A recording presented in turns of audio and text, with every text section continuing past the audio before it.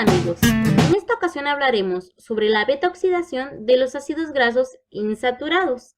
Estos se caracterizan por tener un doble enlace dentro de su estructura. Para esta beta-oxidación se utilizan variantes, es decir, se le agregan dos enzimas más a la beta-oxidación del ácido linolénico, es decir, la reductasa y la isomerasa. Pero tenemos que tener en cuenta que la beta-oxidación se da en dos fases. La primera fase es de activación. El ácido graso insaturado se une a la adenosina para formar un ácido graso insaturado pirofosfatada. Una vez que tenemos al ácido graso pirofosfatada, se le une una coenzima A con ayuda de una acilcoenzima A sintetasa para formar nuestro acilcoenzima A, que en este caso será el linolenoilcoenzima A. Nuestro linolenoilcoenzima A va a viajar desde el citoplasma hasta la membrana interna mediante la carnitina, es decir, la membrana mitocondrial externa no reconocerá a la coenzima A, solo va a reconocer a la carnitina por medio de una proteína transportadora. Entonces, nuestro linolenoilcoenzima A va a ser unido a la carnitina para que pueda pasar en la membrana mitocondrial externa, convertido como linolenoilcarnitina, y luego pueda unirse a otra coenzima A para volverse a formar como linolenoilcoenzima A y la carnitina regrese al citoplasma.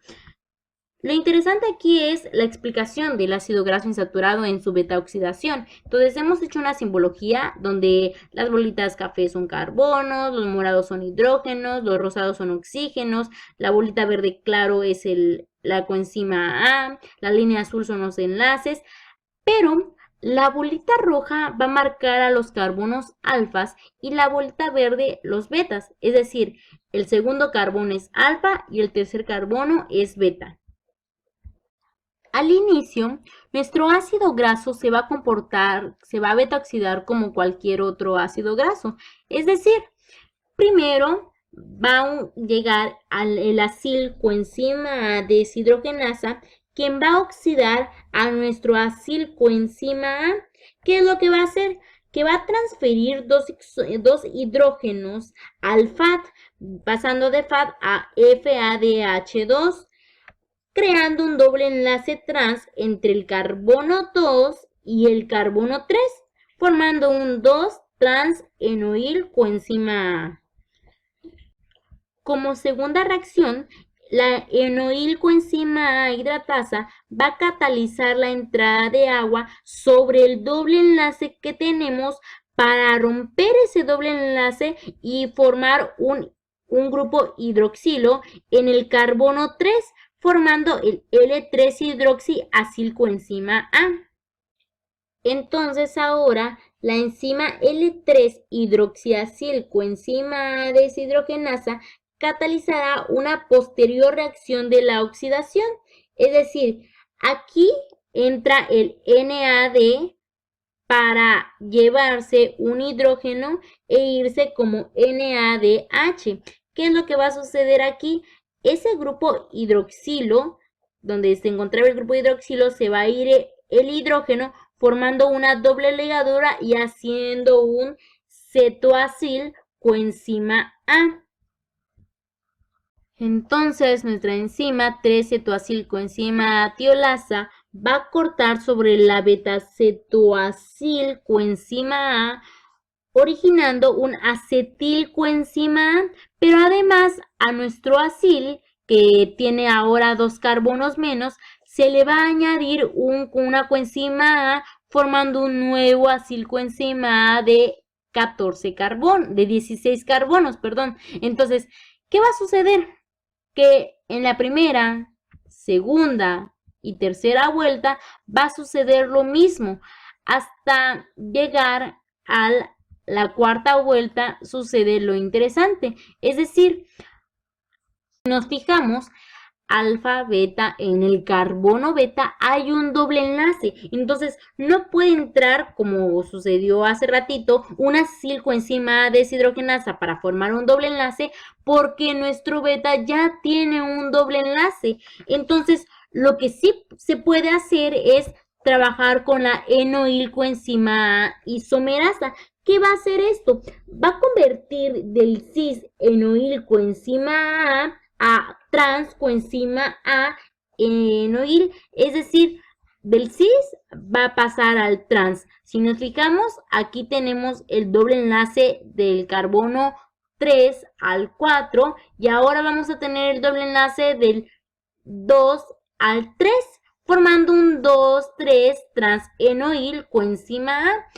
A partir de aquí, nuestro sustrato, que es este, ya puede ser trabajado por la hidratasa, como sucedía en las ocasiones de hace un momento, que entra la enoilcoenzima hidratasa formando un grupo hidróxido, luego se deshidrogena dando un NADH para que pueda convertirse en 3-cetoacilcoenzima A, luego entra la 3-cetoacilcoenzima A cortando, formando un acetilcoenzima A y un nuevo acilcoenzima A.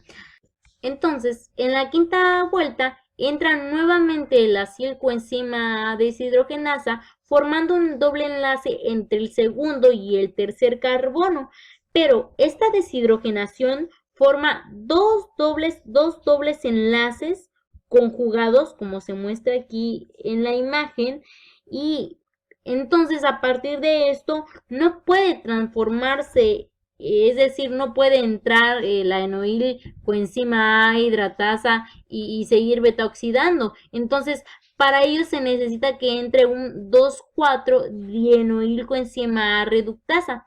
¿Qué es lo que va a hacer esto?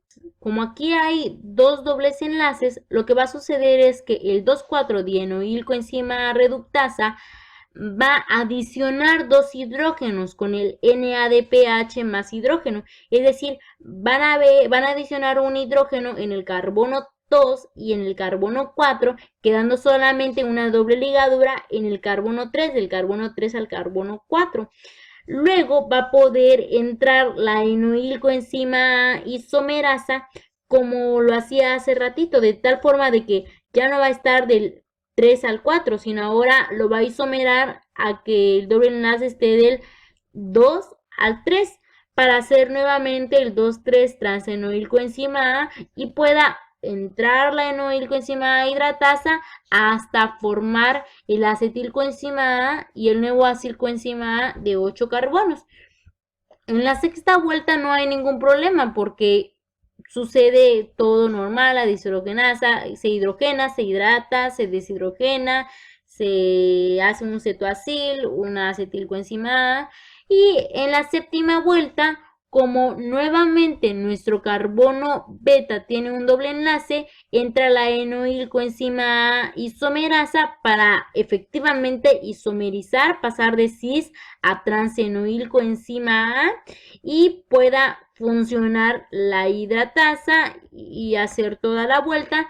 Y ahora vamos en la recta final. Entonces, en esta octava vuelta sucede exactamente lo mismo, pero aquí, como producto final, se van a obtener dos acetilcoenzima A, es decir, al momento de cortar, al momento que el 3-cetoacilcoenzima A tiolasa corta nuestro acetilcoenzima A, que de por sí debería de cortarse, y este producto, este residuo, se une también con una coenzima A, obteniendo dos moléculas de acetilcoenzima A.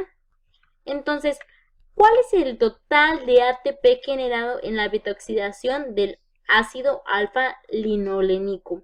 Entonces, en la betaoxidación hay 9 acetilcoenzima A, 8 que se dan dentro de la betaoxidación normal, más la última acetilcoenzima A que se da en el último sustrato, siendo 9.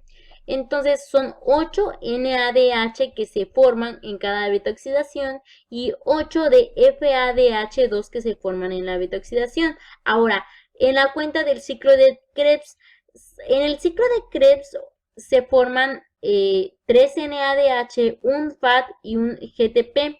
Como son 9 acetilcoenzima A que van a entrar a Krebs, vamos a sumar 27 más 9 más 9, teniendo finalmente 139 ATPs que entran en fosforilación oxidativa.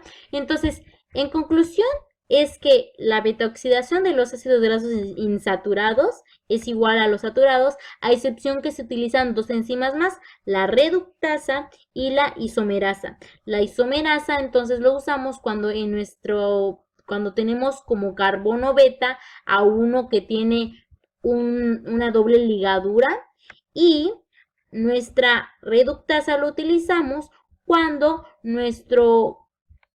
al unirse el acilcoenzima A deshidrogenasa a nuestro acilcoenzima A, tenemos dos dobles enlaces conjugados. Entonces, es para que estas enzimas conviertan a la estructura de tal forma que se pueda conectar a la beta oxidación normal. Gracias por su atención.